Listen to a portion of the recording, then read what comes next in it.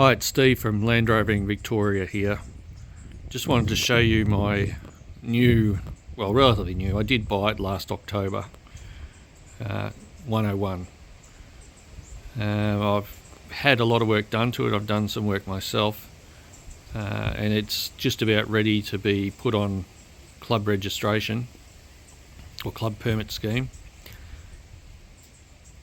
I won't do a long video today. I just want to give you a quick look at it. I'll probably do a cold start another time and maybe a little bit of a drive around the paddocks until I've got it registered. But at the moment it's not really ready for the road. Although I can register it, there's a shot pinion bearing in the front diff, and I don't want to risk driving around too much because I could blow the diff altogether. I don't know when I'll get that fixed. That's a bit of a challenge at the moment. I've got to source the parts, and I don't have the time. I'm just starting a new job, so I don't have the time really to get into it. Anyway, let's have a look around the truck. So you can see at the front, it doesn't have any of its Pioneer tools, unfortunately. There's a bit of a history to this truck. It originally was a general service vehicle that came out of the Solihull workshops in 1976, was entered into the army in 1976 in the British Army.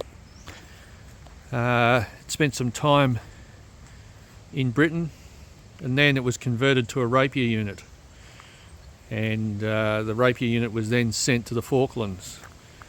So this spent its time in the Falklands doing air defence work.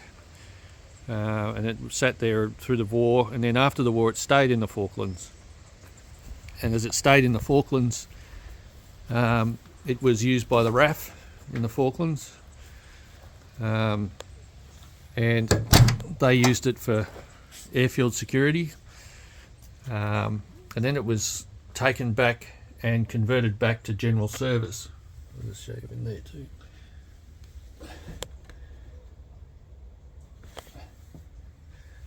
So it sat in Falklands in general service for a while, in storage for parts, and then it could be 1991 or 1993. There's a bit of conjecture about which date it was. The vehicle was then released at auction, I think, or at least sold. We're not sure exactly whether they were auctioned or sold in the Falklands.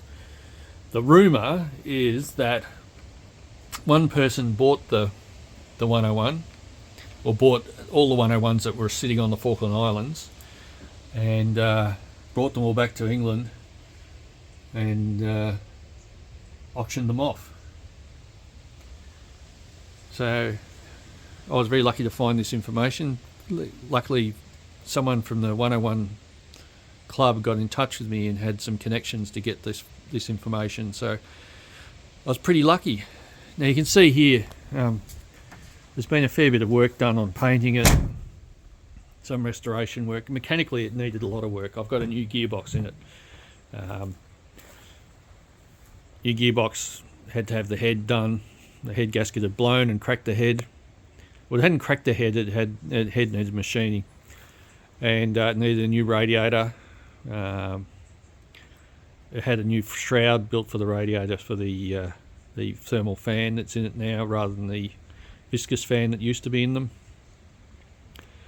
It's got a new brake booster because the other one was leaking. The brakes are in pretty good condition, so that didn't need a lot of work. It's had new bushes and general suspension stuff done. Rubbers that had failed, it all needed to be fixed. But other than that, it's in pretty good condition.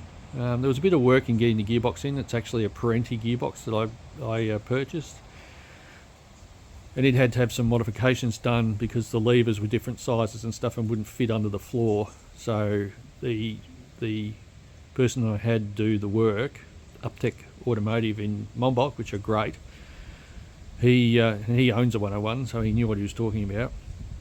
He was able to manufacture the parts that were needed to make the gearbox fit. And he also he swapped the bell housing and the main input shaft over from from the old gearbox to the new gearbox, because of course the 101 has a unique bell housing and a unique input shaft, because they're shorter than Parentis or Range Rovers, but they are the LT95. Anyway, it was just a short bit of information about my 101. You'll see a lot more of it. I hope to do some videos with it running, and I'll of course do some trip videos when I do them, so you can see it in action.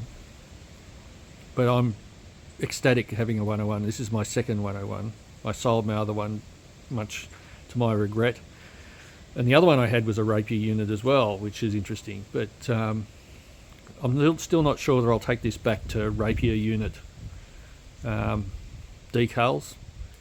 I don't even know what the emblems are that are on this that have been supplied with the vehicle. There's a crown and so forth there, and a number 75 I think on the back.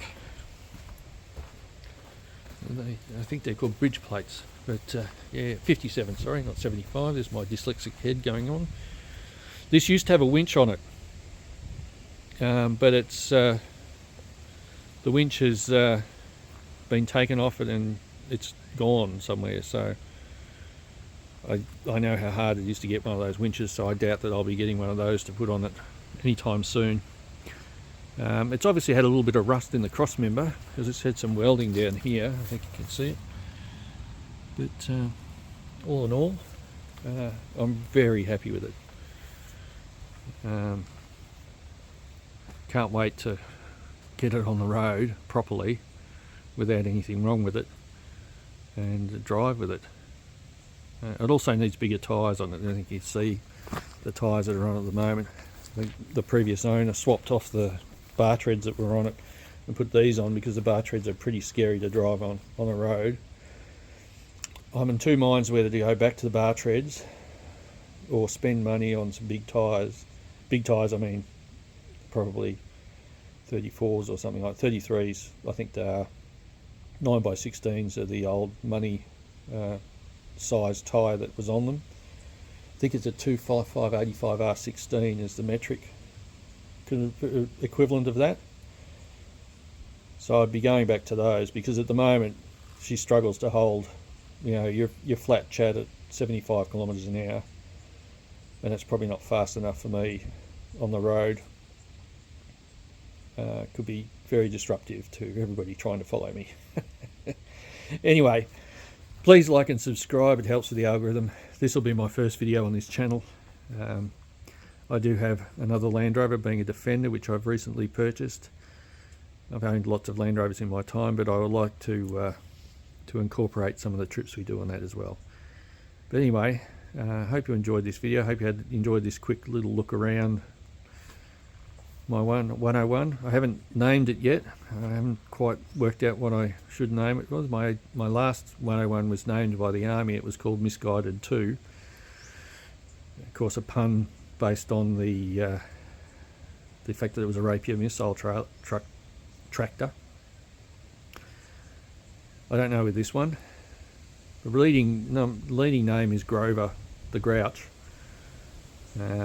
I do like naming things after Sesame Street characters, but we'll see how we go. Anyway, thanks for watching. Please like and subscribe.